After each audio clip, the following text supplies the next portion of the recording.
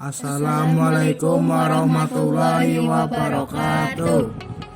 Kami dari salah satu kelompok kelas 12 TKJ 3 akan mempresentasikan tugas video presentasi routing. Pengertian routing dan router. Routing adalah proses pengiriman data maupun informasi dengan meneruskan paket data yang dikirim dari jaringan satu ke jaringan lainnya. Konsep dasar routing bahwa dalam jaringan WAN kita sering mengenal yang namanya TCP/IP, Transmission Control Protocol atau Internet Protocol, sebagai alamat sehingga pengiriman paket data dapat sampai ke alamat yang dituju host tujuan. TCP/IP membagi tugas masing-masing mulai dari penerimaan paket data sampai pengiriman paket data dalam sistem, sehingga jika terjadi permasalahan dalam pengiriman paket data dapat dipecahkan dengan baik. Berdasarkan pengiriman paket data, routing dibedakan menjadi routing langsung dan routing tidak langsung. Routing langsung merupakan sebuah pengalamatan secara langsung menuju alamat tujuan tanpa melalui host lain. Contoh, sebuah komputer dengan alamat 192.168.1.2 mengirimkan data ke komputer dengan alamat 192.168.1.3. Routing tidak langsung merupakan sebuah pengalamatan yang harus melalui alamat host lain sebelum menuju alamat host tujuan. Contoh, komputer dengan alamat 192.168.1.2 mengirim data ke komputer dengan alamat 192.168.1.3. Akan tetapi, sebelum menuju ke komputer dengan alamat 192.168.1.3, data dikirim terlebih dahulu melalui host dengan alamat 192.168.1.5, kemudian dilanjutkan ke alamat host tujuan. Jenis konfigurasi routing. Minimal routing merupakan proses routing sederhana dan biasanya hanya pemakaian lokal saja. Static routing dibangun pada jaringan yang memiliki banyak gateway. Jenis ini hanya memungkinkan untuk jaringan kecil dan stabil. Dynamic routing biasanya digunakan pada jaringan yang memiliki lebih dari satu route. Dynamic routing memerlukan routing protokol untuk membuat tabel routing yang dapat memakan resource komputer.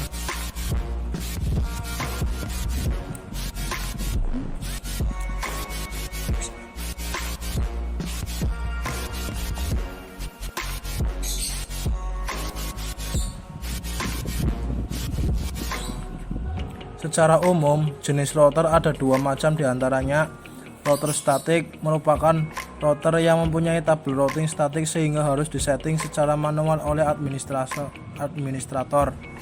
Router dinamik merupakan router yang memiliki tabel routing dinamik yang memiliki kemampuan mendengarkan lalu lintas jaringan dan saling berhubungan dengan router yang lain.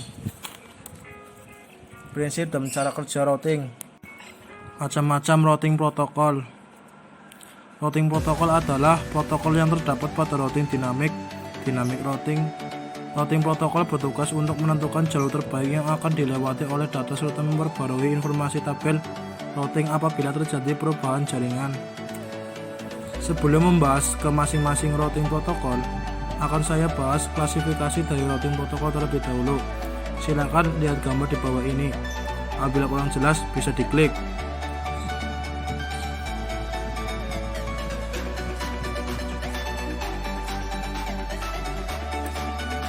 Jadi, dynamic routing protokol itu terbagi menjadi dua, yakni interior gateway protocol dan exterior gateway protocol.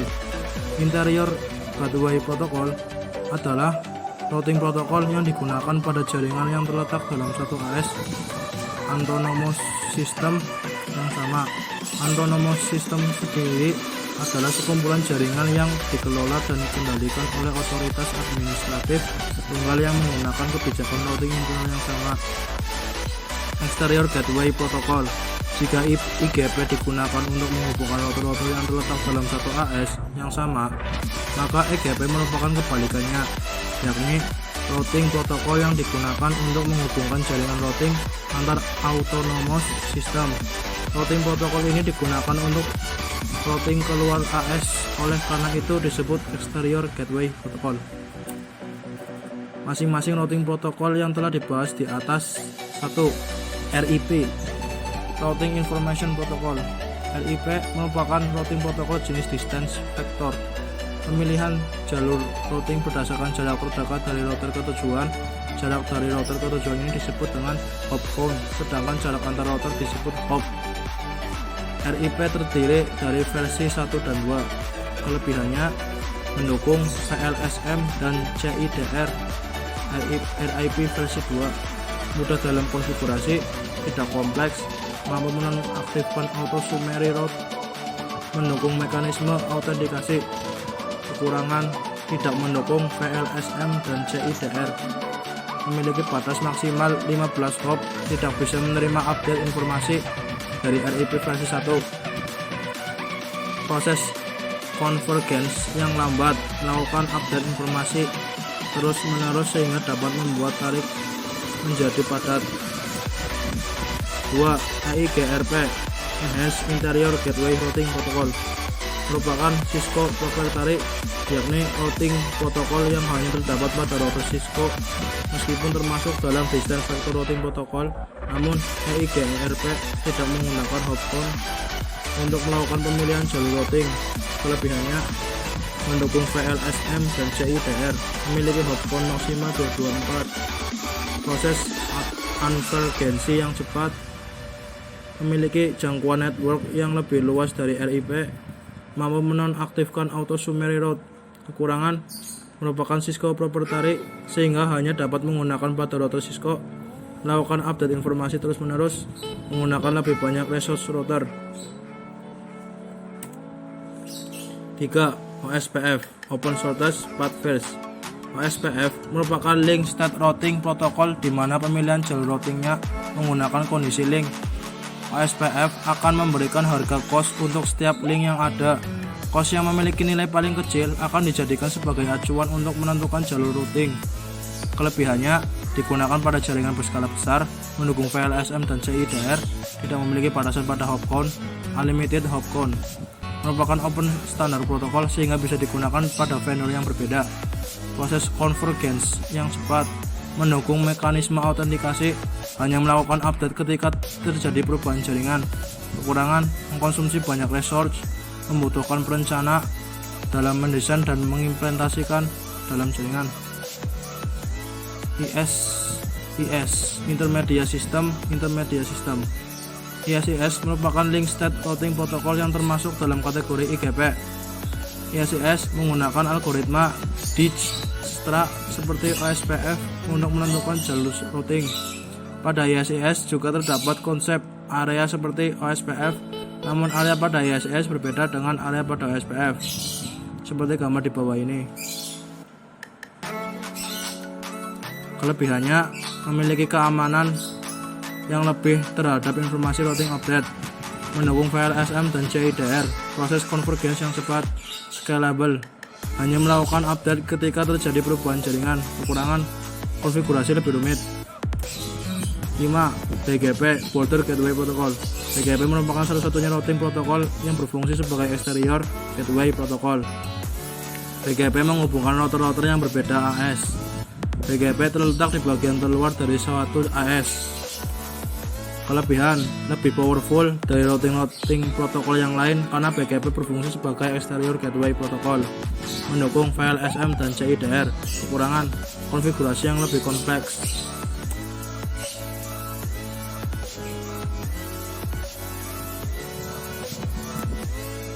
Default route. Default route adalah jalur default untuk paket yang mempunyai alamat network tujuan tertentu tetapi tidak dapat di routing tabel router yang disinggahi. Jika terdapat default route yang disetara pada router tersebut, maka paket tersebut akan mengikuti route default yang telah ditetapkan.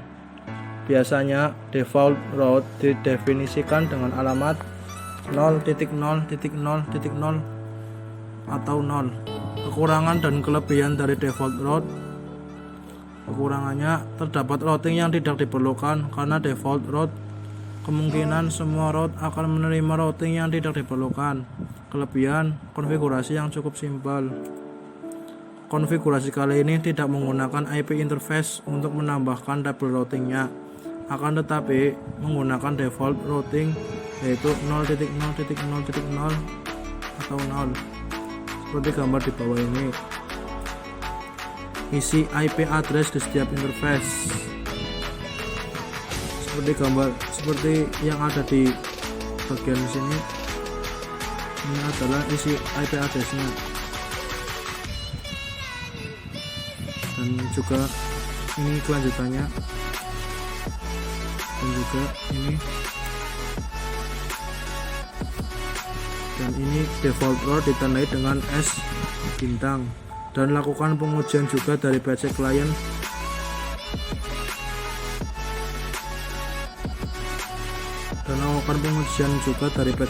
bisa saling komunikasi. Office mengasumsikan bahwa gateway default host adalah gateway yang ditentukan pada jaringan Office GM. Dengan mengingat hal itu, beberapa pengguna Office menggunakan topologi jaringan ini. Administrator membuat jaringan baru yang menetapkannya sebagai jaringan display. Host Office terhubung ke dua jaringan, Office 10.0.0 via ETH0 dan jaringan display 20.0.0 via ETH1. Seorang pengguna pada subnet berbeda dari host kemudian terhubung ke mesin, memilih FM dengan host, dan kemudian membuka konsol speak baru. Data jaringan dapat mencapai host, tetapi semua lalu lintas kembali akan merutekan ke gateway default host yang merupakan gateway yang ditentukan pada Office VGM. Dicapai melalui ETH0, lalu lintas kembali akan mencapai R1, tetapi R1 tidak memiliki rute ke laptop pengguna, dan akan demikian paket akan turun di R1. Dengan kata lain, speed tidak akan bekerja. Secara lebih sederhana, ping tidak akan berfungsi dari laptop pengguna ke host Office dengan asumsi mereka tidak berada di jaringan yang sama. Lalu lintas akan mencapai host dengan sukses, tetapi semua lalu lintas kembali akan dialihkan melalui gateway default host melalui ETH0. Paket akan mencapai R1 dan kemudian akan jatuh karena R1 dapat merutekan ke laptop pengguna. Manual configuration example.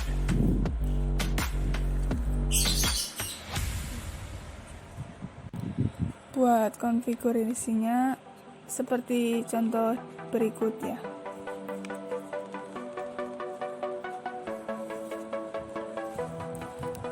DHCP selama instalasi FDSM, skrip tambahan akan dibuat di bawah /etc/dhcp/dhcline.d dan disebut source routing as.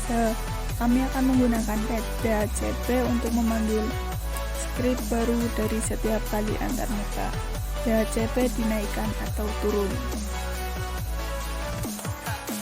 IP statis. Kami akan memanggil skrip yang disebutkan di atas untuk antar muka yang dikonfigurasi secara statis selama add network dan del network. Dua file akan dibuat selama add network. Del network akan menghapus file yang sama. File-file tersebut adalah rute dan aturan ditempatkan di /etc/sysconfig/network. Aturan perutean baru akan ditempatkan di file root, dan aturan baru di file aturan. Kedua file ini dipanggil selama script if init. Grouping, pengertian grouping, cara kerja, fungsi, jenis, dan kelebihannya. Pengertian grouping. merupakan sebuah alat yang bisa menghubungkan suatu jaringan komputer yakni LAN, Local Area Network, dengan jaringan LAN yang lain. Brick disebut juga menghubungkan tipe jaringan komputer yang berbeda, contohnya seperti Ethernet atau juga Fast Ethernet, atau tipe jaringan yang serupa lainnya. Macam jenis brick. Pertama, brick lokal. Brick lokal ini merupakan jenis brick paling sederhana. Brick lokal ini dipergunakan yakni sebagai pemecahan jaringan pada lokal yang berdekatan, serta biasanya dapat atau bisa dilakukan dengan menggunakan koneksi kabel biasa. Kegunaan atau fungsi brick lainnya akan secara detail dapat dijelaskan di bawah ini. Yang pertama, untuk menghubungkan antara dua jaringan di tempat jauh. Secara geografis, diilustrasikan saja, di sebuah universitas terdapat beberapa bangunan yang terpisah untuk cukup jauh. Akan lebih ekonomis untuk memiliki LAN yang terpisah di beberapa bangunan serta menghubungkannya dengan brick. Yang kedua, otonomi dari beberapa jaringan. Seperti di jaringan perkantoran, tiap-tiap departemen itu memiliki kepentingannya masing-masing, mempunyai komputer pribadi, workstation, dan juga servernya tersendiri. Tiap-tiap departemen yang tujuannya itu berbeda akan lebih baik dengan menggunakan jaringan yang berbeda namun terhubung dengan penggunaan brick. Yang ketiga, untuk mengakomodasi beban jaringan. Apabila sebuah universitas banyak workstation yang kelebihan beban disebabkan banyak digunakan oleh mahasiswa dan juga dosen untuk dipakai meminta file yang berbeda di mesin server, digunakan untuk mengunduh ke mesin pengguna itu dengan berdasarkan permintaan. Misalkan ukuran file besar, maka hal tersebut akan sedikit menghambat penyimpanan di LAN tunggal, sehingga akan lebih baik lagi apabila menggunakan dua LAN yang dihubungkan dengan brick. Cara kerja brick. Untuk dapat memahami cara kerja brick ini bisa disamakan seperti repeater yang cerdas. Repeater ini bekerja yakni dengan proses menerima sinyal yang datang dari sebuah kabel jaringan dan juga melaksanakan amplifikasi pada sinyal itu. Lalu kemudian itu mengirimkan sinyal itu ke kabel jaringan yang lainnya. Repeater juga melakukan proses ini secara buta tanpa mengamati isi pesan yang terkandung di dalam sinyal tersebut. Kelebihan dan kekurangan bridging. Untuk kekurangannya, seperti tidak memungkinkannya transmisi dengan melalui jalur atau protokol yang berbeda, serta brick juga hanya dapat meneruskan paket dari satu jaringan ke jaringan lain dengan kecepatan 10 Mbps. Untuk kelebihan dari brick ini ialah hanya dapat bekerja pada lapisan data link, sehingga dari hal tersebut tidak dapat terjadi transmisi dari satu protokol ke protokol lainnya. Perbedaan brick dan switch.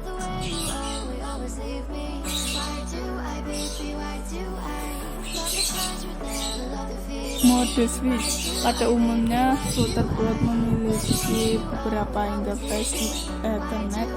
Melalui interface tersebut merupakan interface router yang setiap interface-nya harus terhubung ke jaringan yang berbeda-beda. Namun, interface tersebut dapat berfungsikan sebagai port switch. Untuk menghubungkan beberapa port Ethernet dibutuhkan hardware khusus, yakni switch yang ditanam di router board. Sebuah router board bisa berfungsi sebagai switch bila dalam router tersebut tidak terpasang switch.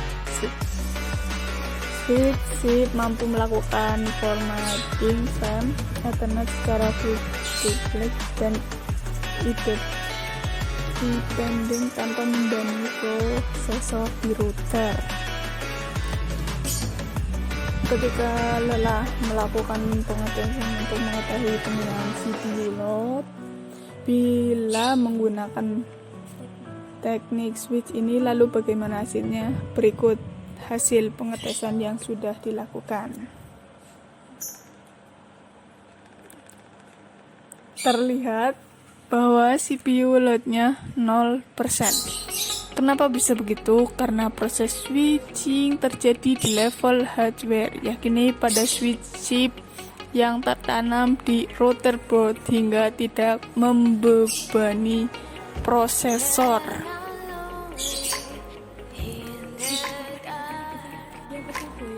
Mode board hampir mirip dengan switch.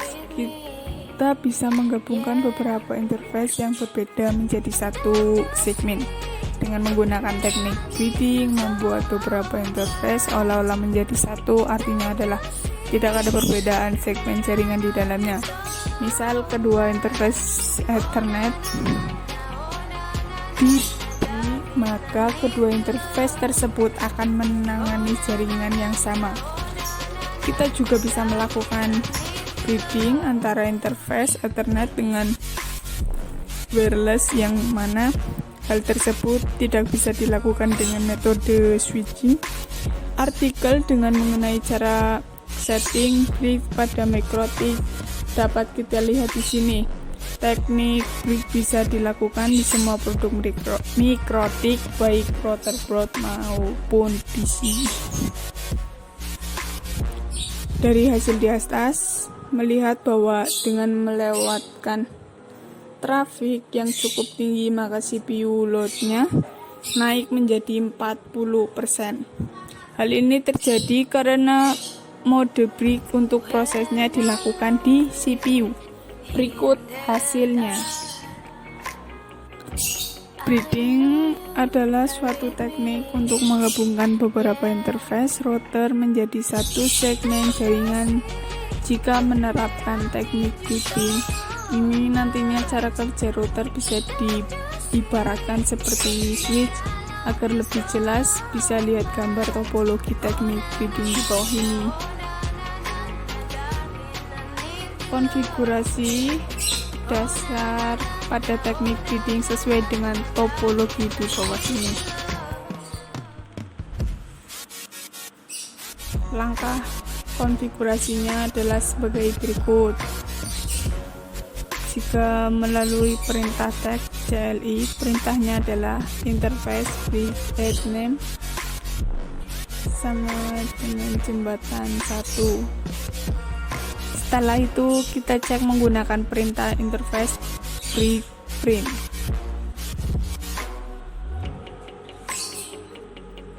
Setelah itu kita cek menggunakan perintah interface break point print.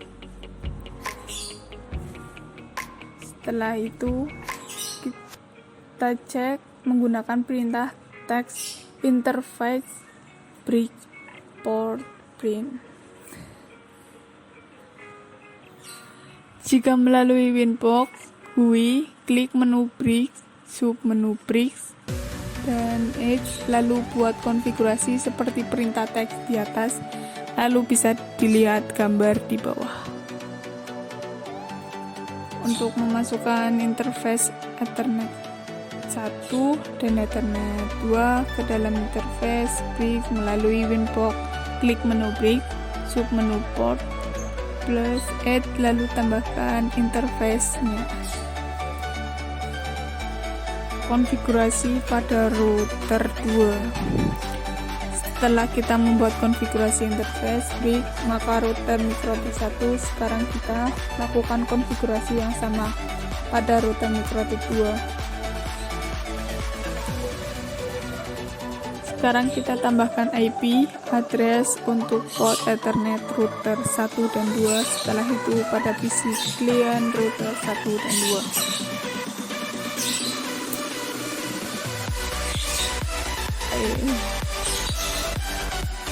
VLSM variable like subnet max. VLSM atau variable like Subnet max adalah jenis perhitungan subnetting di mana panjang subnet max yang kita berikan akan disesuaikan dengan banyaknya jumlah host di setiap subnet tersebut.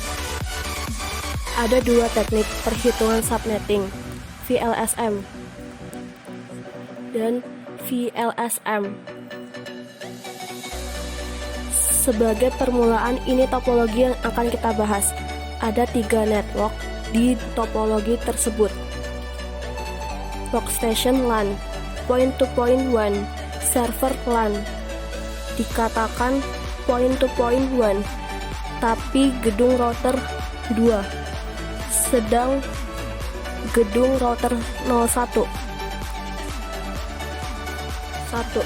Teknik subnetting dengan VLSM.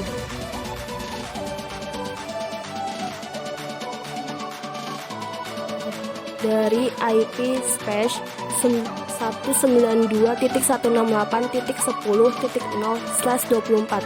Berarti kita mempunyai 254 lembar host yang bisa dihitung-hitung dialokasikan. Net max.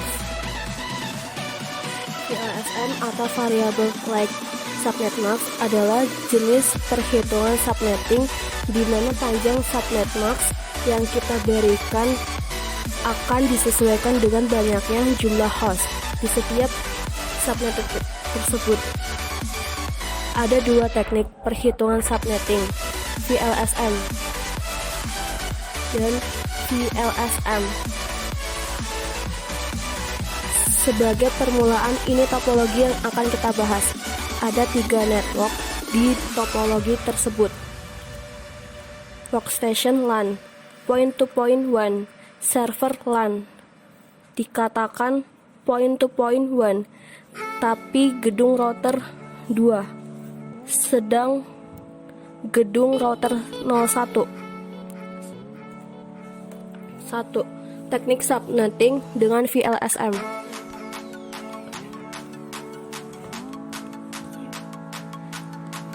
Dari IP space 192.168.10.0/24. Berarti kita mempunyai 254 lembar host yang bisa dihitung-hitung dialokasikan.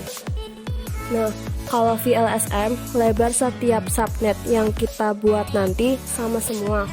Dari 192.168.10/24 dibagi menjadi 3 network. Kita bisa pakai workstation LAN, point-to-point server LAN. Gambarnya contoh seperti berikut. A. Menentukan subnet max untuk kebutuhan jumlah host. B. Ini perhitungannya. C. Subnet yang terbentuk. 2. Teknik subnetting VLSM dibagi menjadi 2.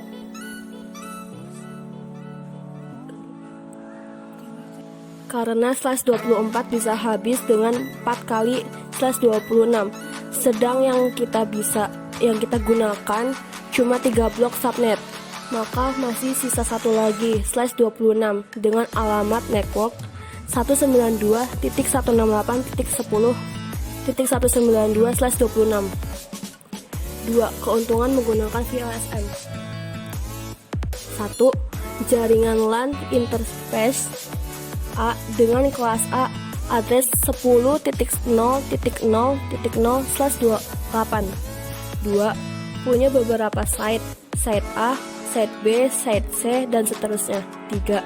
Dari global IP space 10.0.0.0/8 tadi di subnet menjadi beberapa site menggunakan VLSM biasa. 4. Tapi tiap site mereka pasti akan membuat subnet untuk network mereka. 5. Nah, subnet tiap site didesain dengan VLSM. 3. Cara menghitung VLSM. 1. Subnet dihitung dari kebutuhan host terbesar. 2. Jika VLSM masalah selesai. 3. Tapi di VLSM tiap subnet akan dihitung lagi. A. Perhitungan VLSM dasar. network mengikuti dari subnet yang sudah dihitung sebelumnya. Workstation LAN paling banyak yaitu 50 host. Server LAN kedua ada 12 host. Point to point 1. Terakhir cuma ada 2 host, cukup dengan /30. Kalau ada network lagi berarti bisa dipakai network mulai dari 192.168.10.84. B. Perhitungan VLSM lanjutan. Kita kan butuh 3 network, punya space address 192.168.10.0/24. Hitung dari urutan /24, yaitu /25, 26, dan seterusnya.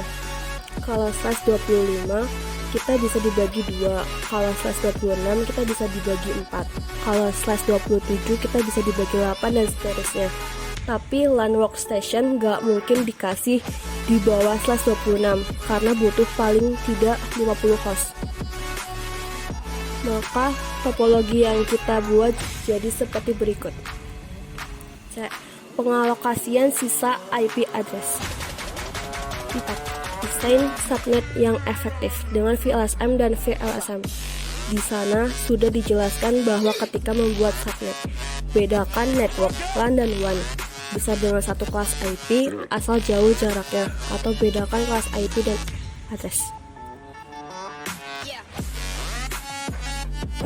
Contoh penerapan VLSM. Berikut list kebutuhan IP address. IT sama dengan 10 IP, HRD sama dengan 20 IP, Finance sama dengan 60 IP, Marketing 100 IP. Perhitungan 1. Marketing sama dengan 100 IP. Subnetting yang dapat digunakan untuk kebutuhan 100 IP address dari total 254 IP address adalah /25. Contoh penerapan VLSM. 2. Finance sama dengan 60 IP. Berdasarkan ketersediaan IP setelah divisi marketing menggunakan IPv subnet. Ke-1. Pada jaringan perusahaan, divisi finance dapat menggunakan subnet kedua dari tabel subnetting jaringan, sehingga tersedia 120 IP yang bisa digunakan oleh divisi lain. 3. HRD 20 IP. Untuk kebutuhan IP di HRD langsung saja kita tentukan prefix yang digunakan, yaitu /27 sama dengan 32 IP. 4. IT 10 IP. Divisi IT membutuhkan ketersediaan IP sebanyak 10, maka prefix yang bisa digunakan adalah /28 sama dengan 16 IP. Notasi CDR. Notasi CDR adalah sebuah cara untuk menuliskan subnet max dari sebuah IP address sehingga penulisannya menjadi lebih ringkas. Berikut adalah tabel notasi CDR yang mungkin bisa kamu hafalkan. IP address adalah sebuah sistem pengalamatan untuk setiap host yang terkoneksi ke jaringan berbasis TCP atau IP. IP address bisa dianalogikan seperti sebuah alamat rumah. Gambarnya contohnya seperti berikut.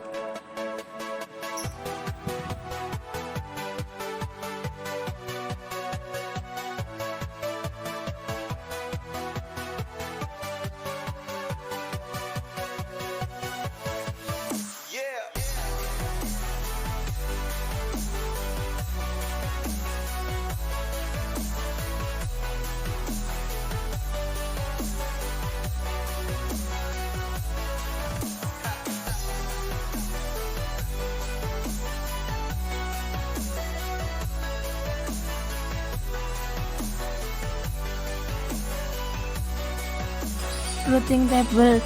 Tabel routing berisikan informasi keberadaan beberapa network yang terhubung langsung atau direct dari network maupun network yang tidak terhubung langsung. Remote network router berfungsi untuk mengirim paket data dari suatu network ke network lainnya, sekaligus menentukan jalur terbaik atau best path untuk mencapai network tujuan. Untuk menjalankan fungsi tersebut, router menggunakan tabel yang disebut dengan table routing atau routing table. Fungsi table routing 1. Memberikan informasi mengenai jalur mana yang harus dilewati oleh sebuah paket data. 2. Menutup atau membuka jalur dari sebuah paket data. 3. Membantu router dalam melakukan konfigurasi dari alamat IP route. 4. Mencegah terjadinya kesalahan pengiriman data.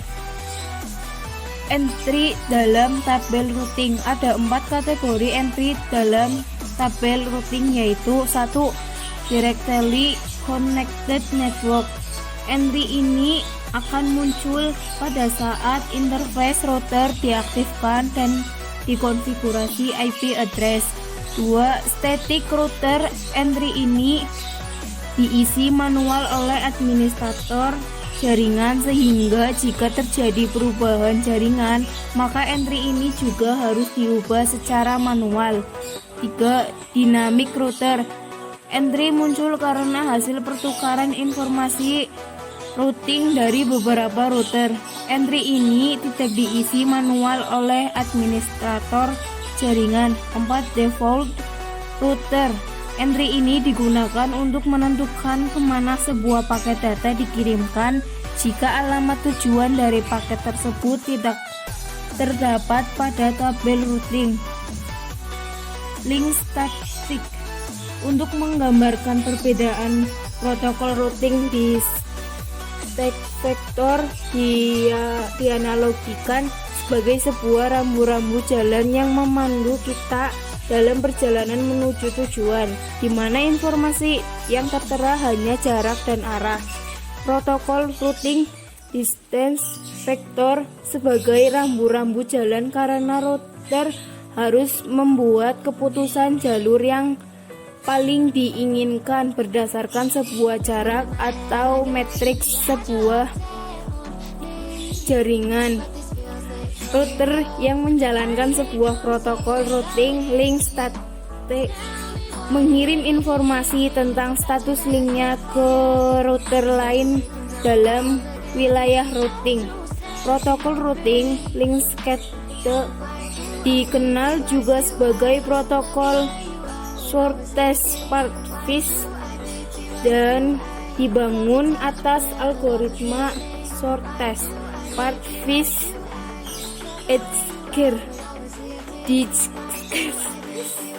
Protokol routing link static IP adalah open source path fields atau OSPF, intermediate system to intermediate system atau ISIS. Distance vector. Distance vector merupakan sebuah protokol yang menemukan jalur terbaik sebuah network remote dengan menilai jarak route dengan jarak hop yang paling sedikit ke network yang dituju akan menjadi route terbaik. RIP merupakan sebuah protokol routing distance vektor yang digunakan dalam ribuan jaringan seluler dunia. Faktanya bahwa RIP merupakan protokol open standar dan mudah untuk diimplementasikan, membuatnya menarik bagi beberapa administrator jaringan. Selain RIP, IGRP juga merupakan protokol routing distance vector. Tidak seperti sebuah RIP, IGRP merupakan sebuah protokol hak milik Cisco lebih dibandingkan protokol basis standar. Classless dapat diartikan tanda kelas. Pengamatan IP classless dapat diartikan menjadi pengalamatan IP tanpa mengenal kelas dengan cara menggunakan classless interdomain router atau CIDR, atau juga dapat dikenal dengan istilah panjang prefix Biasanya dalam menuliskan network prefix suatu kelas IP address digunakan tanda garis miring metode classless addressing atau pengamatan tanpa kelas. Saat ini banyak diterapkan, yakni dengan mengalokasikan IP address dalam notasi classless interdomain routing atau CIDR. Contoh 192.168.0.0/24. Kelas full dapat diartikan dengan kelas atau menggunakan kelas. Pengalamatan dengan metode ini pada pengalamatan IPv4 yang dibagi menjadi kelas A, B, C, D, dan E. Pengalokasian host pada jaringan dengan menggunakan sebuah subnet mask yang sama, biasanya menggunakan protokol RIP, F1, dan IGRP, di mana protokol ini tidak mempunyai file untuk menyimpan informasi subnet sehingga informasi-informasi subnet tidak dikirim. Kelas full juga merupakan metode pembagian IP address berdasarkan kelas, di mana IP address yang berjumlah sekitar 4 miliar dibagi ke dalam 5 kelas, yakni IP address kelas A. 1 bit pertama IP addressnya 0. Address kelas B 2 bit pertama IP addressnya 10. Address kelas C 3 bit pertama IP-nya addressnya 110. Address kelas D 4 bit pertama IP addressnya 11110. Address kelas E 4 bit pertama IP addressnya 1111. Kelemahan dari kelas full routing protokol ialah tidak dapat mensupport VLSM. Metrik. Apa itu metrik? Metrik adalah suatu nilai yang digunakan untuk mencapai suatu jaringan. Semakin nilai metrik maka akan memiliki jalur terbaik. Dua jenis metrik yang digunakan beberapa routing protokol adalah hop account. Metode ini menghitung jumlah router yang harus dilalui paket sebelum sampai ke tujuan.